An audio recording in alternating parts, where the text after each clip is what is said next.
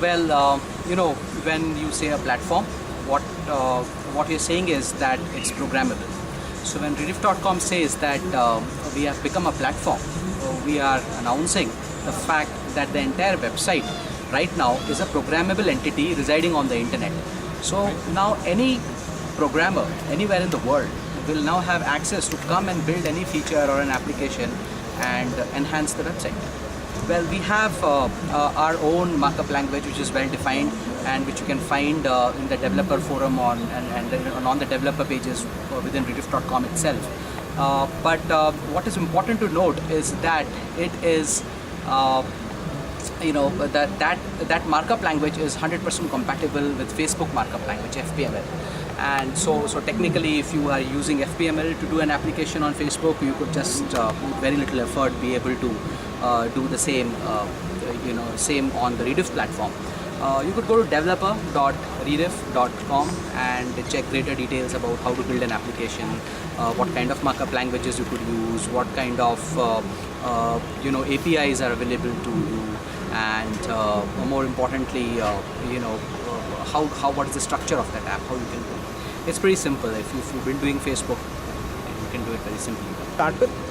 We obviously when we started designing the platform, we started playing with apps ourselves. So we have very good engineering and product and design and creative capabilities within the team to go and build our own applications. But that's not the idea, right? We're trying to build an ecology. We want hundreds and thousands of application builders across the world to come and enhance the site in the ways that we can't even think about. So we are just giving up control. So yes, we can build applications, but would we want to? No. What the developer does is he builds an application which is of great significance or use or relevance to the user who comes to Rediff.com. He starts using this application a lot, and if the developer is clever, he's going to make it viral, so that this application inherently makes the user share it with his friends. And when that happens, the developer's application gets seen by so many people. So basically he's getting a concentrated bunch of guys, traffic getting concentrated to his application. And when that starts happening, he can start running advertising within his application, and he can keep all the revenues. He can keep all the revenues from that advertising.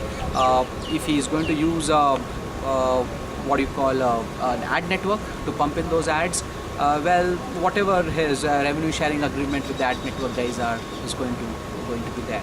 He could use Rediff advertising platforms, and he could use Rediff advertising networks and stuff like that. So that's it. That's how he's going to make a lot of money that way. Our site gets more useful, more people come to our website, right? And our page views go up, and we become superbly more relevant, superbly more useful. Many more people find a reason to be on Rediff longer. They stay longer with us. They engage more with us. All this will get us, more inventory to sell the same existing advertising that we have. Right. So when you make a developer site, there are parts of the pages that will be owned by Rediff.com, and there will be parts of the pages that will be what have been typically now come to be known as the canvas pages. So the app developer has complete control over some area of the page, and we have complete control over the remaining area. What I'm saying is, when you say the entire site is programmable, yes, will the homepage of Rediff be controlled by development or apps which are most popular? It won't be the homepage as of now. We have been thinking about it. It's not that the thought hasn't occurred to us. We haven't decided on that, but it's open to debate. Once the economy starts rolling, the app economy, as we just discussed in the seminar. When that happens, we can think about it.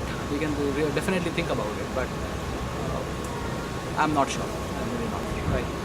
I don't think that should be a problem at all, because we have always tried to be highly relevant to our users, trying to be good to them, give them what they want. If they think they want India Times on Rediff.com, well, they can have it. We would do that in any case. We could have say an RSS reader as an application within the website. I would have no control on what people subscribe to. Right. The anatomy, the architecture of the platform, the anatomy of how apps are done across the world, how we are doing it, we are following standards, we are being in line with what's emerging. it's always that application developers have to have their own infrastructure to host their apps, right? Now, when you do that, we do understand that many Indian application developers may not have their own infrastructure. We can help them in many ways. We can find them cheap hosting solutions, for instance. So they could get database access, space, whatever they need. We'll have a service desk. So they get stuck, they need to solve some problems, however mundane they may be. There will be an online forum where they can discuss it. So there will be an online forum to discuss. We'll educate them, we'll help them, we will evangelize with them and try to grow them. If they are really very successful, and that's a good problem to have, then they will start breaking, because in our business we say success is the biggest failure. Suddenly you go 20x, your machines start creaking and you can't cope, and people stop coming to you all of a sudden. You need 100% uptime and stuff like that. So when they really start growing, and it's good news for us, right? So we jump in and rescue them. We won't let them die, definitely.